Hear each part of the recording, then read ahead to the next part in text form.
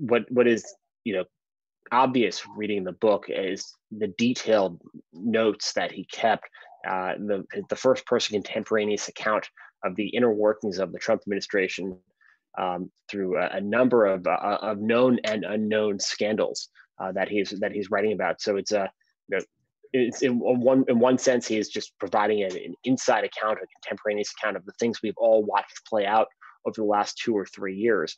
And the other, he's revealing and making allegations of some other unknown charges against the president that could be, something that whether it be congressional investigators would look at, but also certainly could be a factor in this year's presidential election.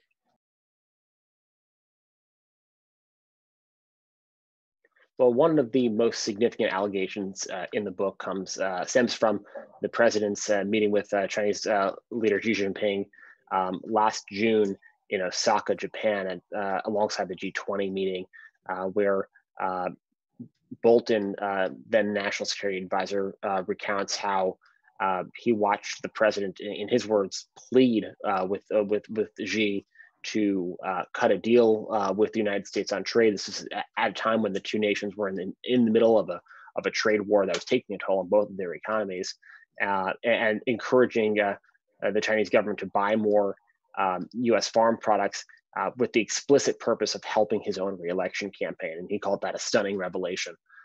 That was one. Another is regards a meeting that the president had with Turkish leader Erdogan. And in that meeting, a similar sort of conversation played out where Erdogan came to the White House with a list of grievances. One of them was concerns that federal prosecutors in the United States were looking at potential misdealings by a Turkish firm close to his administration. The president, in Bolton's account, said he would take care of it.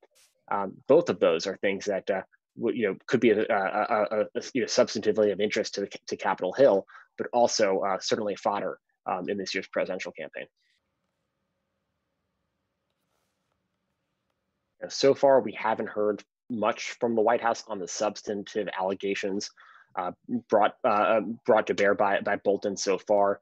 White House officials have tried to impugn Bolton's credibility. In one case, sending out an email to reporters listing all the times Democrats said that Bolton wasn't necessarily the most credible. That said, one of the interesting things that comes out of the Department of Justice's filing trying to delay the release of this book while a national security review, pre-publication review process is still claiming it's still ongoing, is the White House and the Department of Justice are arguing that there is still classified information in this book, which is a tacit admission of its accuracy, because information can only be classified if it is accurate.